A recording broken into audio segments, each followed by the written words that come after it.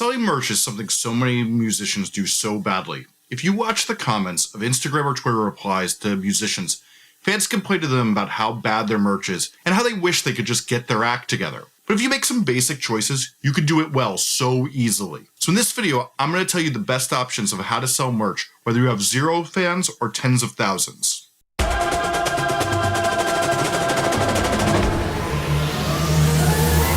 Hi, I'm Jesse Cannon, a music marketing nerd who's teaching musicians how to go from 0 to 10,000 fans on YouTube, and this is Musformation. So one of the biggest misconceptions people have about merchandise is it only works if you're a huge artist, which is totally wrong, and has been changed drastically like much of the rest of the music business by streaming music. The fact is, even if you have 10 passionate fans online, you can often sell 2 of them merch if the design is good and you make them aware of it to both fund your music and create walking advertisements that help create curiosity about your music and get you more fans who will buy your merch. This makes merchandising your music one of the biggest wins for you. Obviously, there's a lot to discuss around merchandising your music, but today I want to talk about the strategy behind selecting which merch platform is best for your merch, and in future episodes we'll get into a whole lot more on strategy to increase merch sales and do it as well as possible. Even if you have 0 fans, if you plan on going hard on promoting your music, you should enable merch sales so that you can take advantage of people who are excited about you to both become a walking advertisement for your music as well as fund it.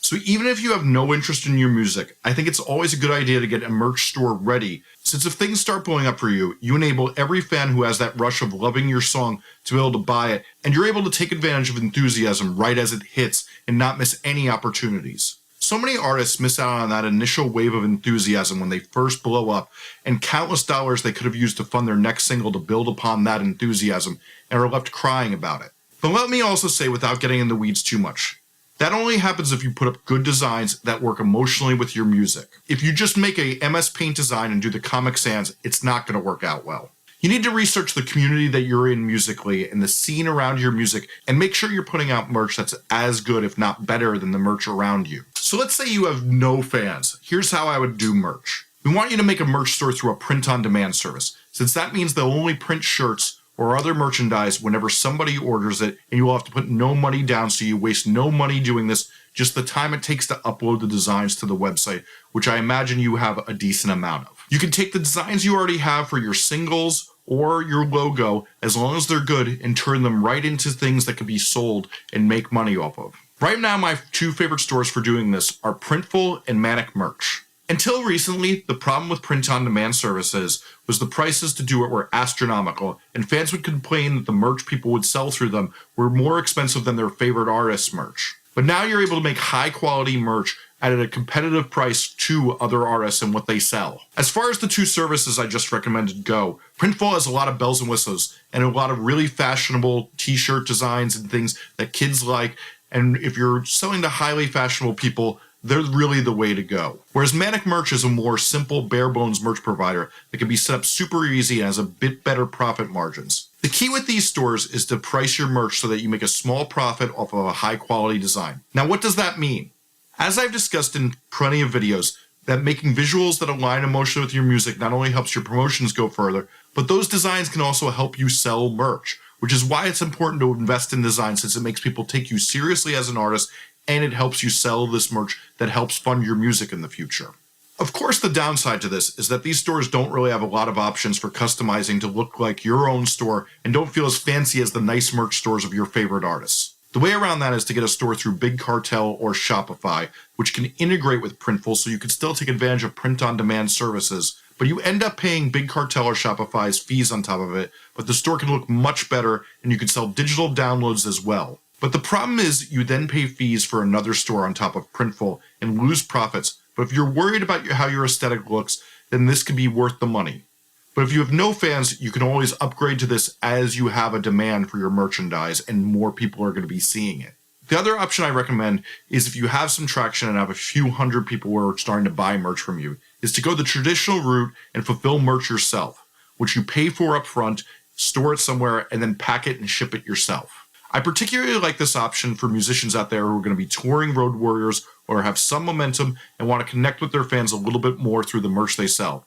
If you're a band that's gigging regularly and already has merch, this can be a great option, and you can obviously make more money doing this as you're not paying for the print-on-demand services to ship it out and fulfill it for you, which costs so much money. But the other advantage to this is what we will talk about extensively at some point.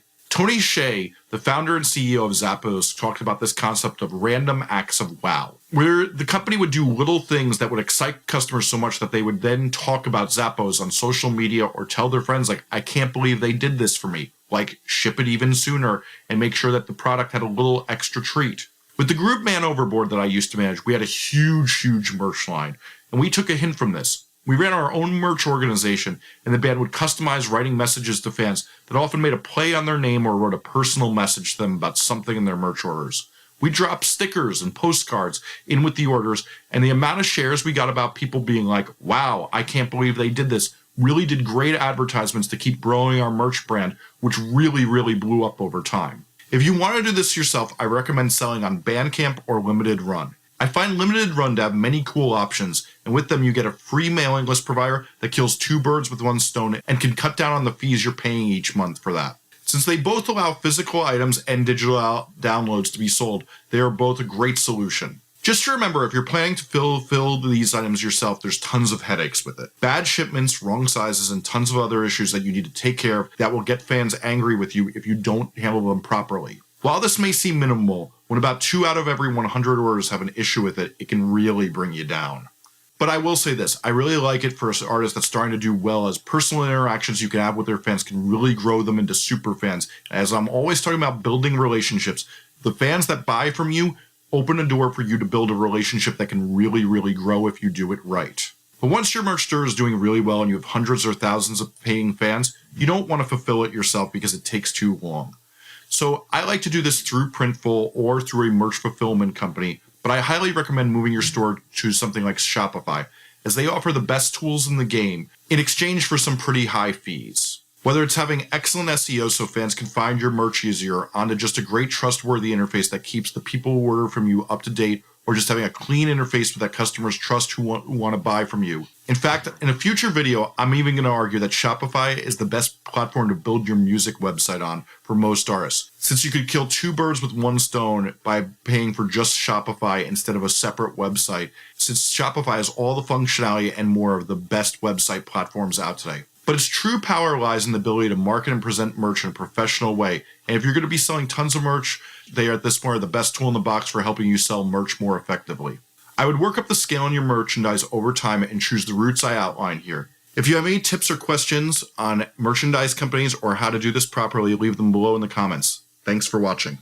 Am I missing anything? Is there any other way you would have done this? I need to know your questions and what no one else is telling you, since I want to answer them, so leave them in the comments, since I answer every comment in every post. I hope you liked this video, and if you did, please like, subscribe, and get notified. And I'm going to be breaking down the concepts in this video along with how to promote your music and how to make songs you're happy with in the future. I have a Facebook group linked below that is only helpful information. No playlist or con artists, only artists having helpful discussions allowed. If you want to learn more about me, work on a record with me, or check out any of my books, podcasts, or anything else I do, go to jessecannon.com or at jessecannon on all the socials.